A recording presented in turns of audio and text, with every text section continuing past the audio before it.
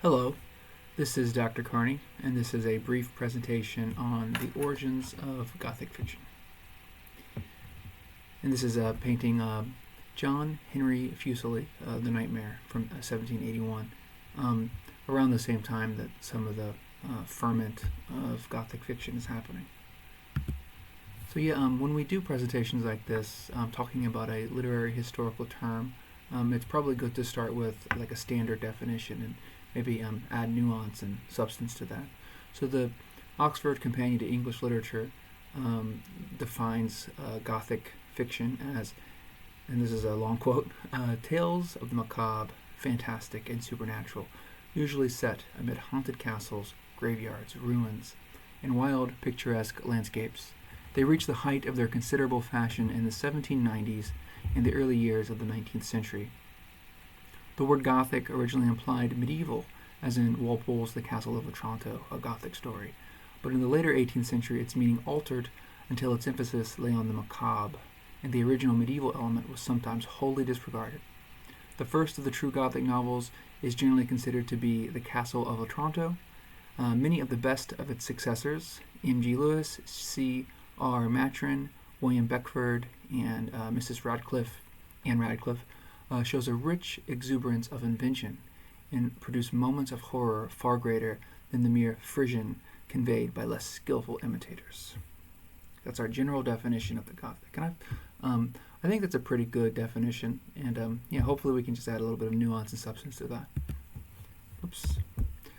So a few novels were mentioned.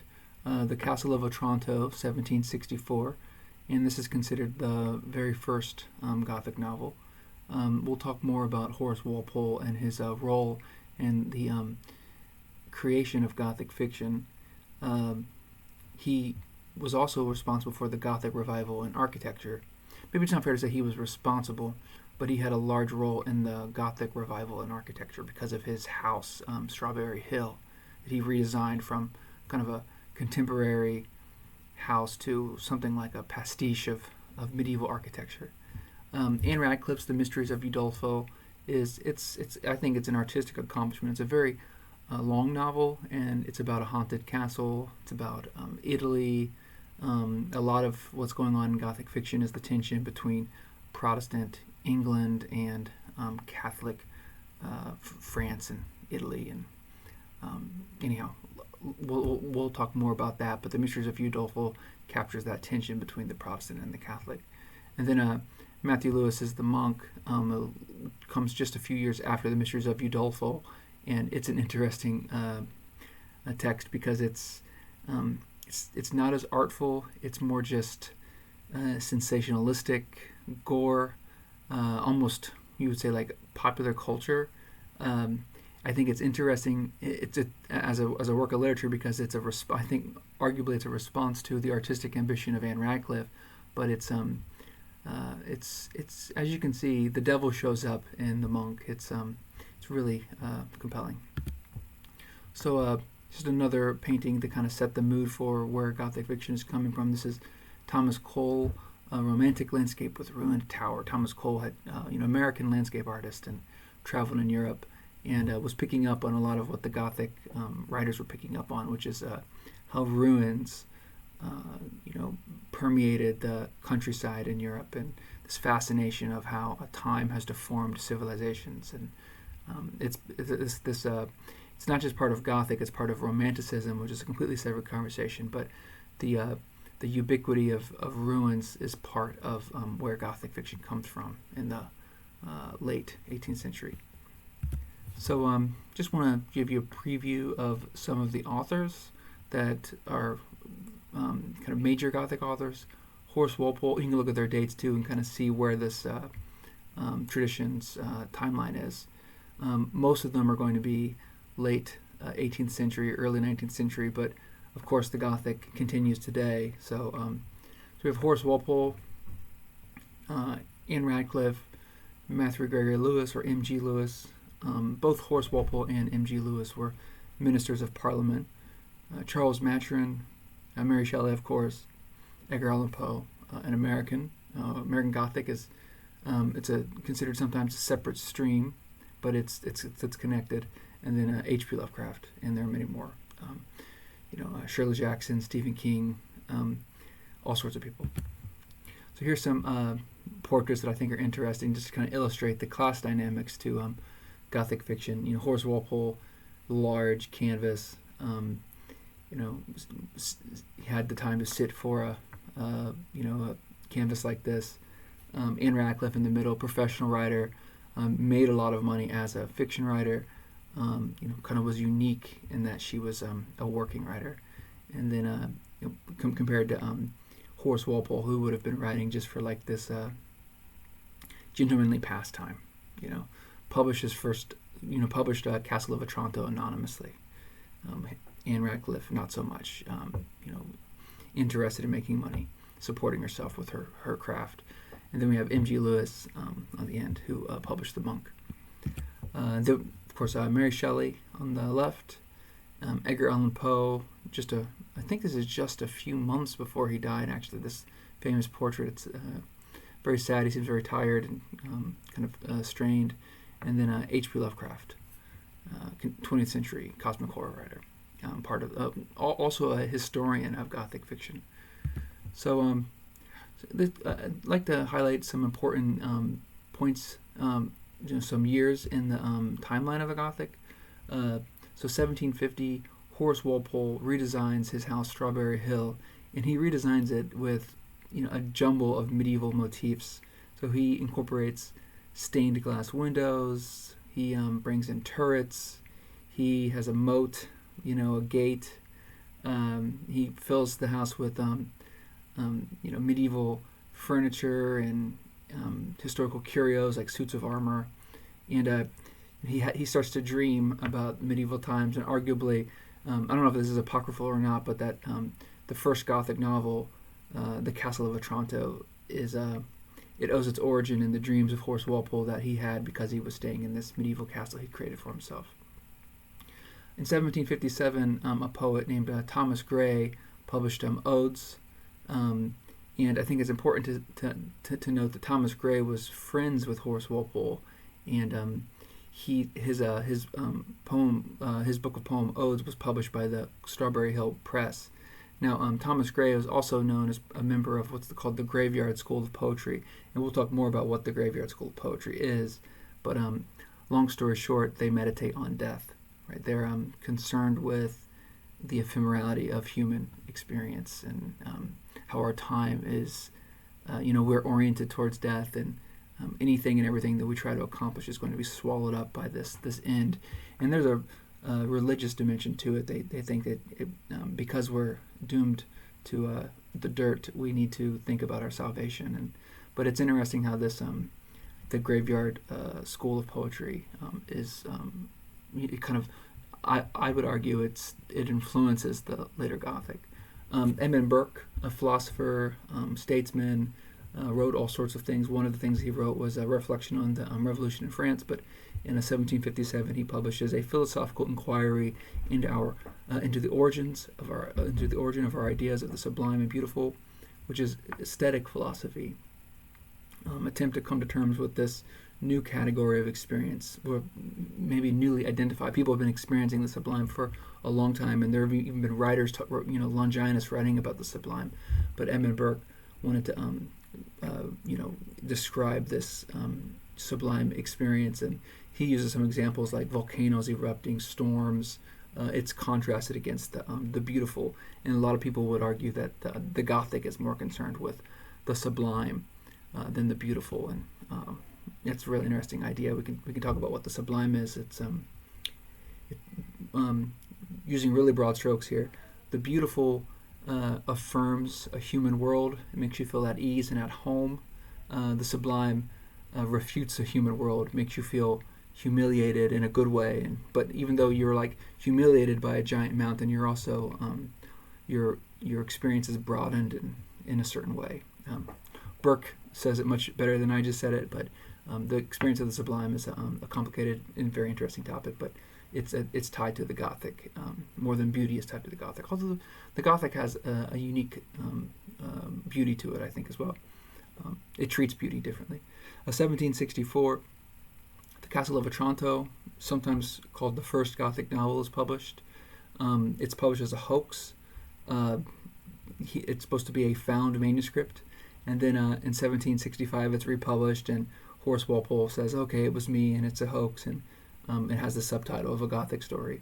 This idea of the found manuscript is going to still be with Gothic today. I mean, think about the Blair Witch Project, paranormal activity, found footage genres, YouTube.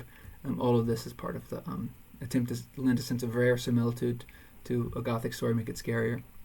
1773, John and Anna Laetitia published this Sir Bertrand, a fragment, and an essay called On the Pleasure Derived from Objects of Terror. And I think this 1773 essay, it's really interesting to compare and contrast it to Edmund Burke's essay on the Sublime. How are they similar? How are they different? Both essays are attempting to come to terms with aesthetic experiences that are in excess of just beautiful experiences. 1777, Clara Reeve publishes The Champion of Virtue, and then it is reissued in 1778 as The Old English Baron, often considered an important Gothic novel. A lot of it's about the fear of an absolutist, system, feudalistic system. The aristocrats abusing their power. That's part of this novel. There's a theme in Gothic fiction, which is aristocrats, kings, barons, dukes. They have this power, and they abuse middle class people with this power. And a fear is always like the return of this aristocratic fear this aristocratic power that has been left behind in history. Think about how why are all vampires dukes and barons and stuff like that? Why is the castle and we mentioned the canvases, the giant canvases that suggest familial pedigree? Why is that so dark and scary? It's arguably the Gothic is a literature of a middle class trying to distinguish itself from a aristocratic class, and in fear of that aristocratic class kind of proscribing their power. 1790, Edmund Burke publishes Reflections on the Revolution in France. It's the same guy who wrote this essay on the Sublime. It's important because of some of the descriptions of the violence in the Revolution. It's kind of a conservative take on the Revolution and modernity. A lot of those fears do show up in Gothic fiction.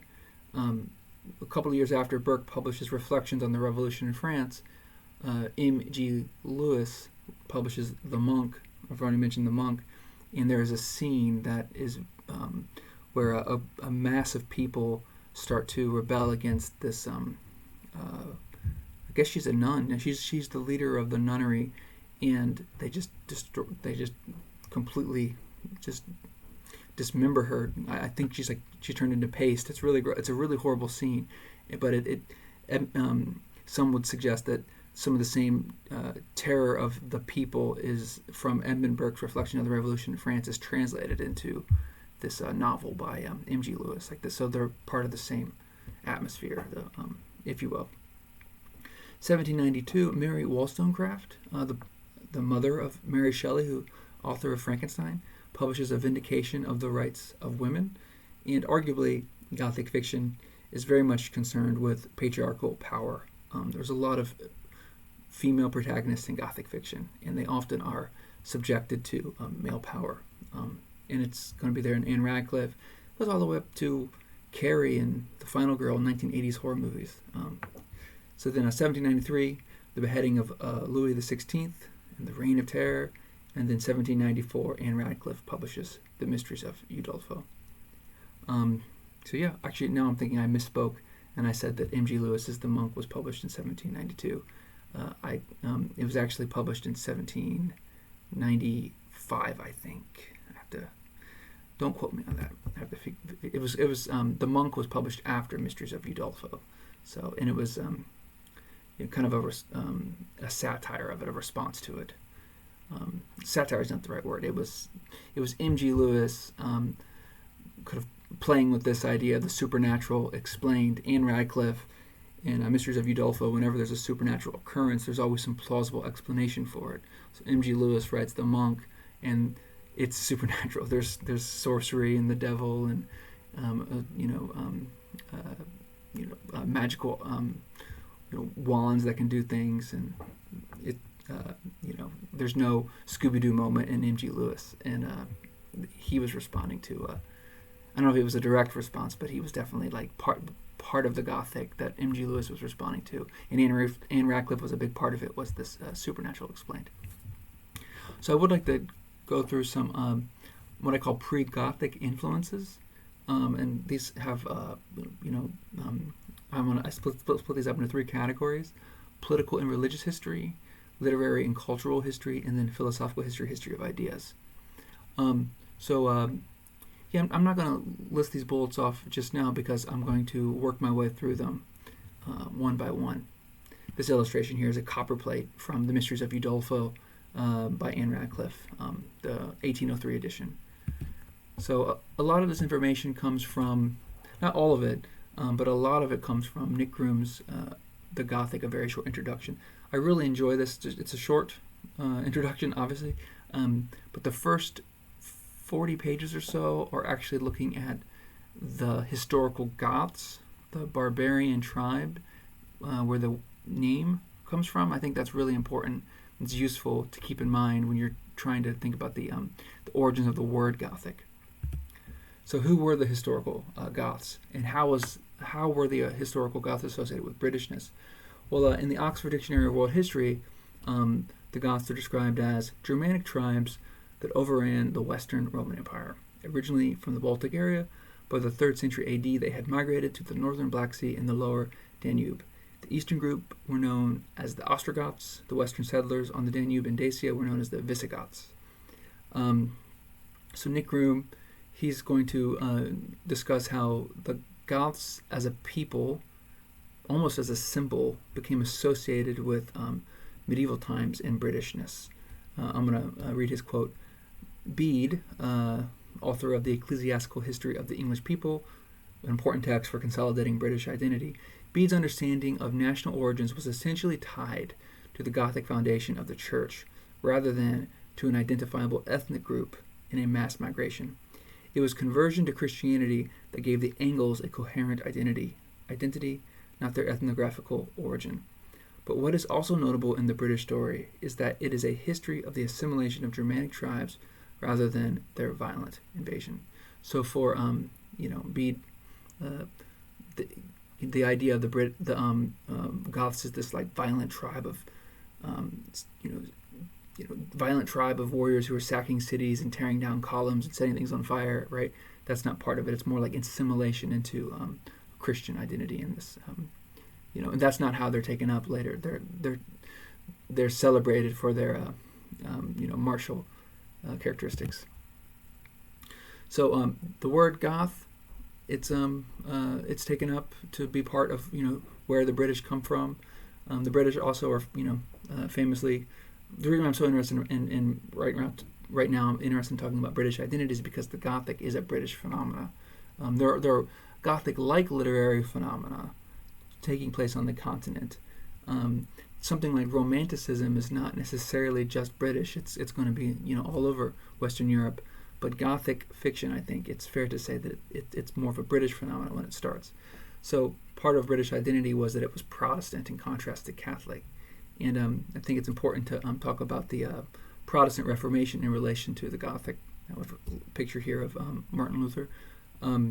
The starting point of the Reformation is often given as 1517, when the German theologian Martin Luther launched his protest against the corruption of the papacy and the Roman Catholic Church, although he was breaking no new controversial ground. In fact, most of the Reformation movement laid stress not on innovation, but on a return to primitive simplicity. Luther's theological reading led him to attack central Catholic doctrines such as transubstantiation, clerical celibacy, and papal supremacy. He also called for radical reform of the religious orders. By 1530, the rulers of Saxony, Hesse, Brandenburg, and Brunswick, as well as the kings of Sweden and Denmark, has been won over to Protestant beliefs. This is the Oxford Dictionary of World History. General sense of the Protestant Reformation is, the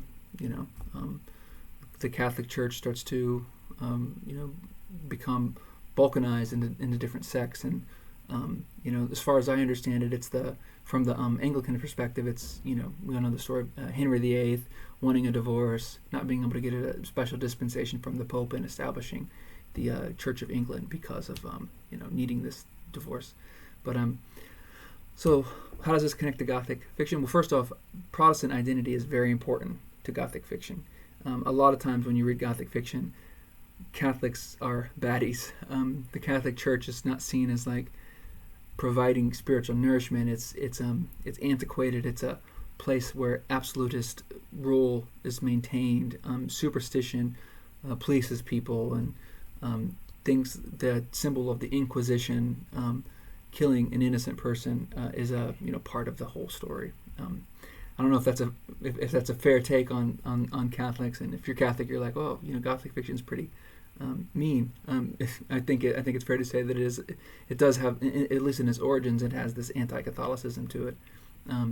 But I also want to talk about the Reformation, specifically iconoclasm in England. The destruction of icons provides this what I call aesthetic of ruins. Actually, Groom talks about this in his short introduction to the Gothic. He talks about the dissolution of English monasteries. I'll just read this quote. I think it's pretty interesting the way he puts it. Acts were passed to dissolve the English monasteries in 1536 and 1539. Within 4 years, over 800 religious houses disappeared.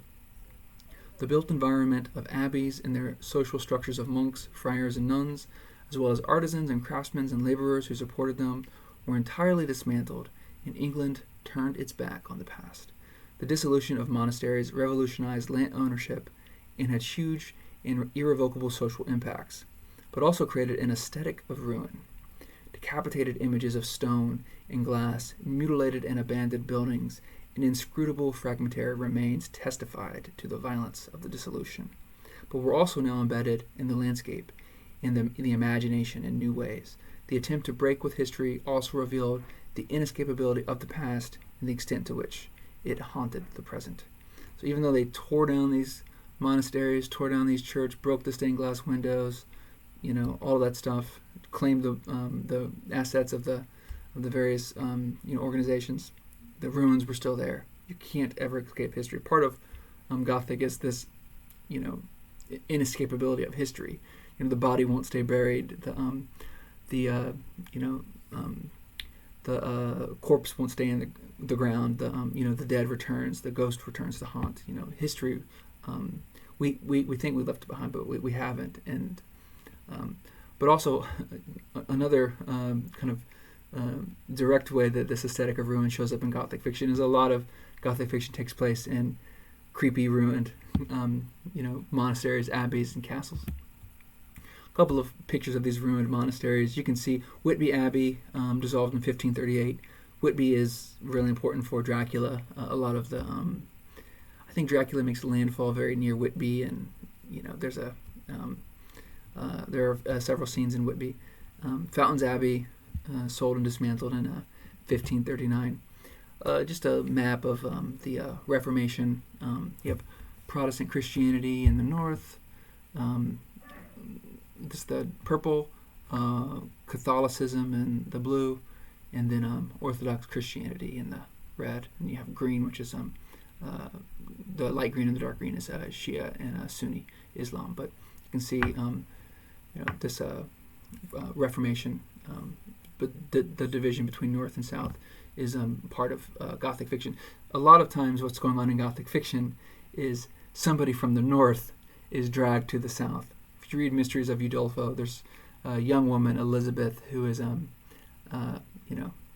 taken to Italy and this Catholic world where she's subjected to old world absolutist power. So another influence on the Gothic is political philosophy of liberalism. Have this liberty leading the people. Liberalism probably needs a definition today because we usually associate it with political contemporary cable news political discourse. But liberalism refers to this is from the Oxford Companion to Philosophy. Liberalism is distinguished by the importance it attaches to civil and political rights of individuals, liberals demand a substantial realm of personal freedom. Liberalism first emerged as an important movement in Europe in the 16th century. There are two familiar ways of explaining the rise of liberalism. On one view, liberalism grew out of the recognition that toleration was the only alternative to the wars of religion. After innumerable wars, both Catholics and Protestants accepted that a state could not assume or impose a shared devotion to a single faith, and the only basis for a political regime was to separate church and state. Liberalism's critics, however, argue that liberalism emerged as the ideological justification for the rise of capitalism, and that its image of the autonomous individual replaced the web of mutual obligations which bound people together in ethnic, religious, or other communities. So this idea of individualism as opposed to mutual obligations, web of mutual obligations, it's very relevant to the Gothic.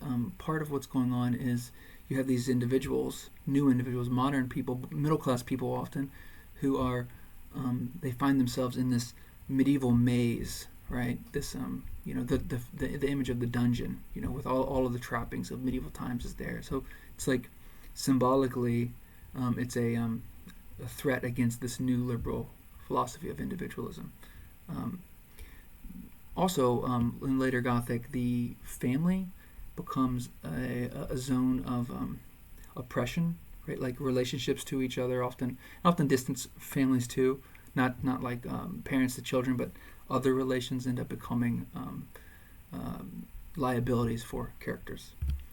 So, Liberalism and Revolution, this is going to be a big part of Gothic fiction as well. I already mentioned Edmund Burke's reflections on the Revolution in France, and this image of a sublime mass of people rising up, and this I'm going to go ahead and just go down. This is a quote from Groom, where he's talking about its relevance to Gothic fiction, and he says, most notably, Edmund Burke, the theorist of the sublime, wrote Reflections on the Revolution in France, an account that not only analyzed but dramatized social collapse across the Channel as a drunken delirium from the hot spirit drawn out of the alembic of hell.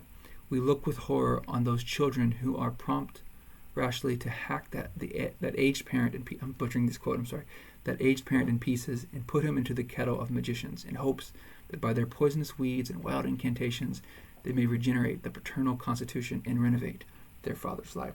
This kind of sounds like a Frankenstein monster being created here, but there's definitely a Protestant view of kind of modernity that is part of the Gothic. It shows up, I think, in Shelley in the figure of Victor Frankenstein, an intellectual trying to deploy natural philosophy to liberate humanity from death, and it ends up in this horrible place.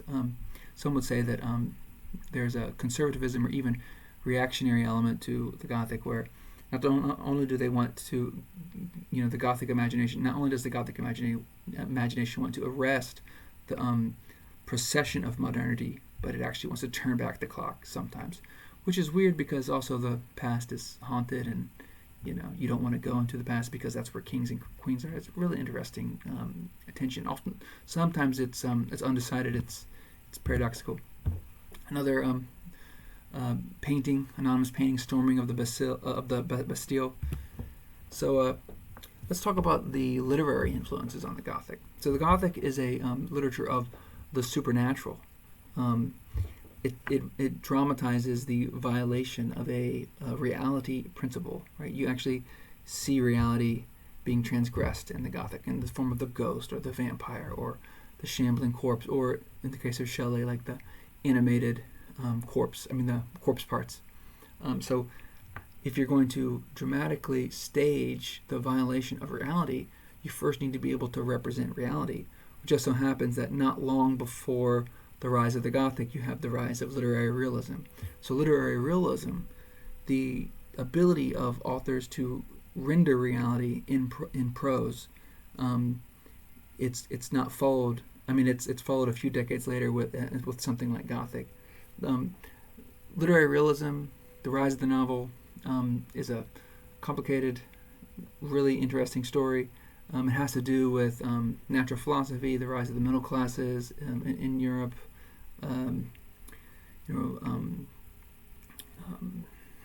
just also like so the novel as it in its beginning is interested in the figure of the, I'm going to go to the next slide, of the rogue, the classless person, the person whose identity is in flux.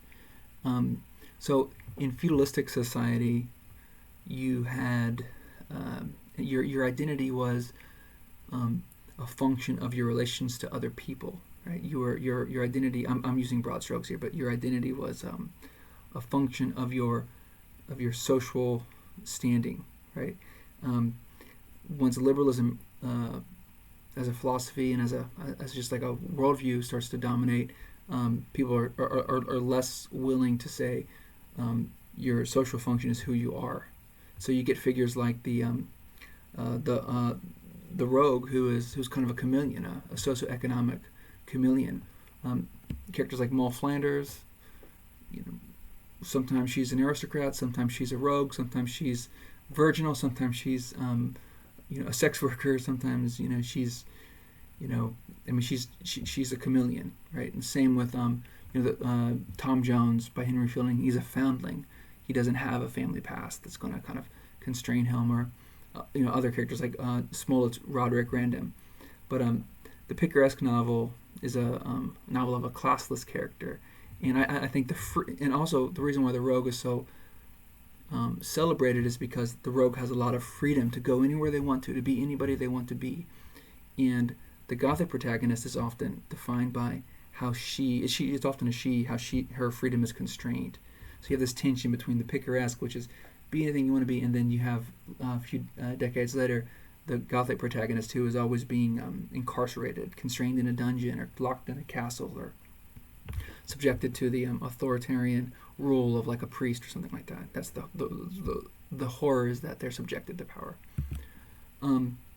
Also interesting is the Gothic is kind of anti-Enlightenment. That might be too strong of a word, but if you think about the Enlightenment is it's this intellectual enterprise of reason, discipline, getting away from superstition, getting away from religious feeling. Deism was really a big part of the Enlightenment. The idea that God was not intruding into the world. God was more like a engineer, with all the associations. At the same time that this is happening, we have the novel of sensibility, the novel of like strong emotions, right? Characters are, swooning and crying and, committing suicide. We have there are novels of people falling in love with a married woman, and she can't return the love, and so to prove love, one kills oneself. And so this is what I would call the novel of sensibility. The Oxford Companion of Literature defines it in this way: the object of this type of novel was to illustrate the alliance of acute sensibility with true virtue, an adherence to strict morality and honor, combined with copious feeling and a sympathetic heart, were the marks of the man or woman of sentiment. The cult may be traced specifically to the work of Marivaux, Richardson, and Fielding. The most popular and influential novels to which they gave rise were probably H. Brooks' The Fool of Quality, Stearns' The Sentiment of the Journey, and Mackenzie's The Man of Feeling. Talked about the novel of sensibility, literary realism. These are all influences setting up the Gothic. And then I briefly mentioned graveyard poetry earlier. I'm going to use this quote from the Oxford Companion to English Literature, a term applied to 18th century 18th century writers who wrote melancholy, reflective works, often set in graveyards, on the theme of human mortality. So we also have the Gothic revival in architecture. Horace Walpole arguably started this. This is a picture of Strawberry Hill House. It's recently been restored. It's now a museum. You can take tours. There's some beautiful videos online if you just want to see the inside of it. But it was a revival in Gothic style of in the Gothic style of architecture, which began in the late 18th century with a new romantic interest in the medieval, and produced Walpole's Strawberry Hill and Beckford's Fonthill. I'll show you Fonthill's house. I'll show you Beckford's Fonthill. Very different than Strawberry Hill House. It was an abbey. It was really a strange building. Here's a quote from the Oxford Companion of English Literature. William Beckford, son of the wealthy Lord Mayor of London, was an MP, a traveller, and a man of great wealth, who spent large sums collecting curios and paintings and in the creation and decoration of Fonthill Abbey, a Gothic extravaganza where he lived in almost complete seclusion. You can see some the antiquarian, the person looking into the past, focused on the past. That's still with us today. I mean, think about hipsters who collect VHS videos. Think about Stranger Things, arcade machines. There's this part of the Gothic is this looking back into the past, trying to, I'm not. There are all sorts of reasons why this might be the case: psychological, social, political. But the past for the Gothic imagination is intriguing, right? And it's both attractive and repulsive, because you go into the past in this nostalgic mode, but it's also when we go to the 1980s and Stranger Things, there's monsters there. So it's a paradox that we'll be spending some more time on. Coming to the end here, two concepts. This is a really bad slide, by the way. Two terms that are going to be useful for talking about the Gothic and why we seek out the Gothic. Perhaps it's modernity and disenchantment. Modernity is a huge topic in intellectual, the history of ideas. It's almost even hard to say anything about it because everything you say about it seems so simplistic. But this is from the Penguin Dictionary of Literary Terms. Modernity refers to the historical period commencing roughly with the Enlightenment and the French Revolution.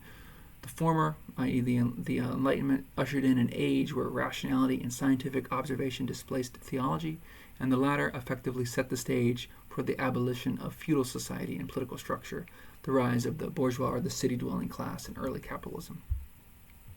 So there's this concept called disenchantment, which arguably is part of modernity. Modernity brought about this disenchantment.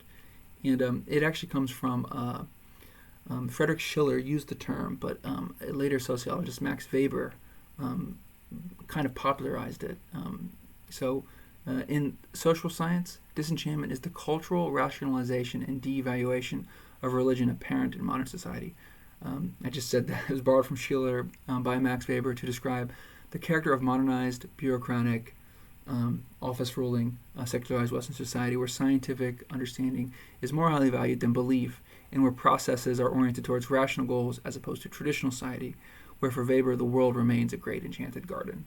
So, your milk goes sour, it's no longer the elves. Your shoes go missing, it's no longer the elves. You see a meteorite, it's a rock in the sky rather than a horrible omen. I mean, obviously, beliefs in this kind of belief, like this pre-modern belief, still persists today. They're still ghost hunters, but we're talking, like, generally speaking, there's some shifts that are happening. People aren't, in modernity. Hopefully, people aren't being burned at the stake for being witches or subjected to inquisitorial torture because they are sorcerers. So just want to end with two final paintings. They're not necessarily Gothic, more maybe romantic. Sometimes Gothic has been called dark romanticism, and I like to compare these two paintings because you can see, like, in these two paintings perhaps some relationship between romanticism and the Gothic, and why sometimes the Gothic is called dark romanticism. On the left we have David Caspar Friedrich's Wanderer Above the Sea of Fog, 1818, and it's first off, it was written the same year that Mary Shelley wrote Frankenstein, and we have a middle class gentleman looking into a valley. It's obscured by fog, and I don't know. I like to think, you see this. You see, like, this in the European context, in the Western European context. This is the person who's trying to go above superstition, transcend the past, and go into this new modern world. On the right, we have Goya's Courtyard with Lunatics. Goya painted this. It's a cabinet painting. It's a very small painting. He painted this because he became fascinated with mental illness. He became fascinated with dark side of humanity, and was concerned about his own mental health. And I think both of these are part of the same historical, cultural milieu, and they mix to give us something like Gothic fiction. And why is it modernity on the left is alloyed with derangement on the right? And that's a question we'll be asking for the rest of the semester. So this was a brief introduction to the Gothic, and I hope it made sense. And thank you very much. This is Dr. Carney signing out.